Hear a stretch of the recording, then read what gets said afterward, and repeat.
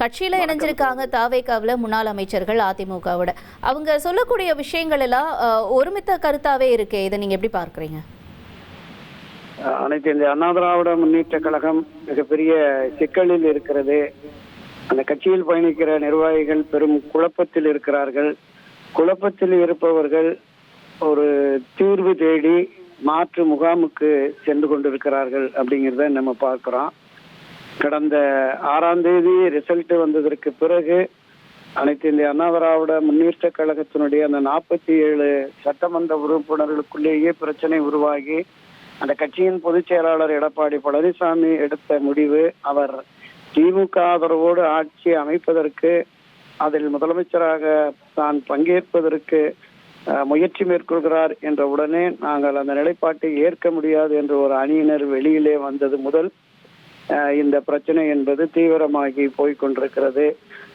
பலரும் முன்னாள் அமைச்சர்கள், முன்னாள் எம்எல்ஏக்கள், முன்னாள் எம்பிக்கள் என்று புரட்சி தலைவர் எம்ஜிஆர், அம்மா செல்வி ஜெயலலிதா காலத்திலிருந்து அரசியலில் பயணித்தவர்கள், தொடர்ந்து அண்ணா திராவிட முன்னேற்ற கழகத்திலே பல்வேறு பொறுப்புகளில் பதவிகளில் இருந்தவர்கள் எல்லோருமே இன்று முகாம் மாறி தாவேகாவுக்கு சென்று கொண்டிருப்பது என்பது ஒரு துரதிருஷ்டவசமான நிலையாக பார்க்கிறேன்.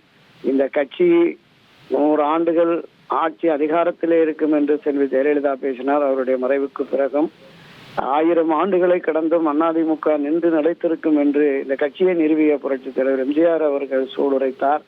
ஆனால் துரதிருஷ்டவசமாக 53, 54 ஆண்டுகளிலேயே இந்த கட்சியை மிக அதல பாதாளத்திற்கு எடப்பாடி பழனிசாமி கொண்டு சென்று விட்டார் என்பதுதான் யதார்த்தம்.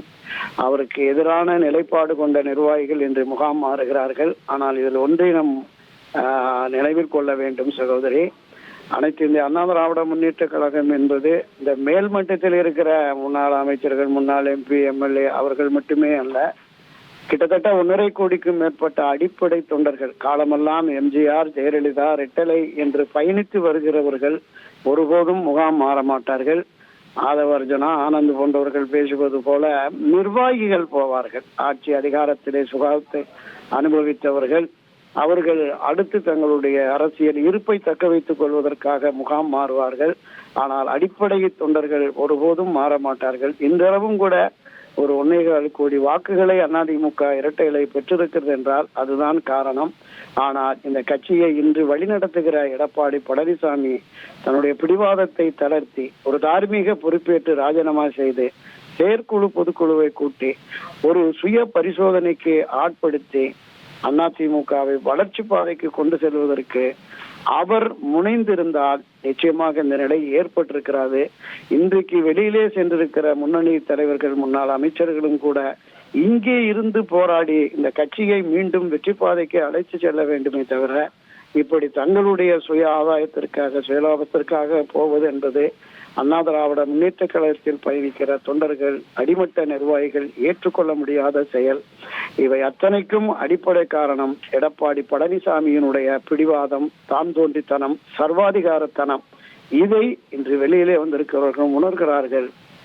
எனவேதான் இந்த நிலைப்பாட்டை தடுக்க வேண்டுமென்றால் அண்ணா திராவிட முன்னேற்ற கழகத்தினுடைய செயற்குழு பொதுக்குழு கூடி ஒரு பரிகாரம் தேட வேண்டும். இந்த தோல்விக்கான காரணம் என்ன என்பதை ஆராய்ந்து கட்சியை வெற்றி பாதைக்கு அழைத்து செல்வதற்கான முயற்சியில் ஈடுபடாவிட்டால் கீழே இருக்கிறவர்களும் கூட திசை மாறி செல்வதற்கு, ஏனென்றால் இந்த முன்னாள் அமைச்சர்கள், முன்னாள் எம்பி, முன்னாள் எம்எல்ஏனுடைய ஆதரவாளர்கள் என்று பலரும் கட்சியிலே இருப்பார்கள் அடிப்படை உறுப்பினர்களாக.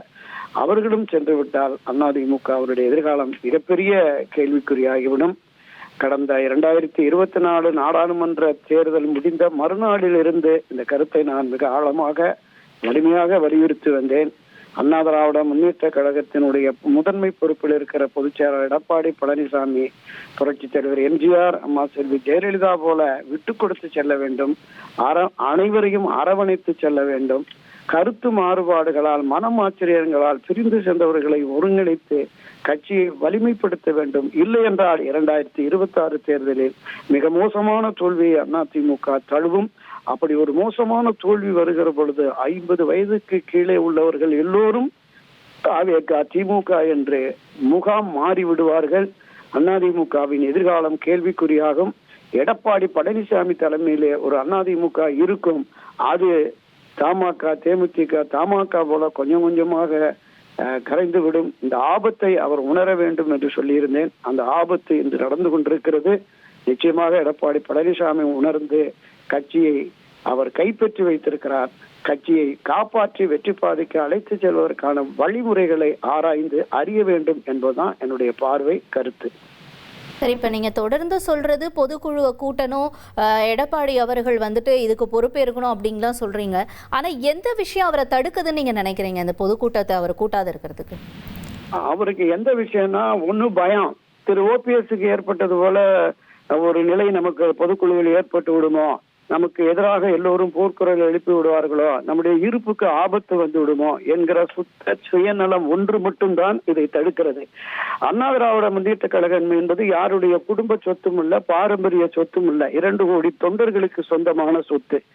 அதை காப்பாற்றுவதற்கு தலைமை பொறுப்பில் இருப்பவர்கள் முன்வர வேண்டும் அல்லது வழிவிட வேண்டும்.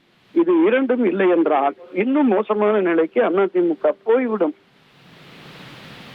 நன்றி திரு துரை கருணாசர், இணைப்பில் இணைஞ்சு உங்களுடைய கருத்துக்களை பகிர்ந்து கொண்டமைக்கு. 1,30,00,000 மனங்களை வென்ற தந்தை டிவி யூடியூப் சேனல். தவிர்க்க முடியாத தம்ப்நெயில், கலக்கலான கான்டென்ட்ஸ். நீங்களும் இந்த குடும்பத்தில் இணைய இப்பவே சப்ஸ்கிரைப் பண்ணுங்க.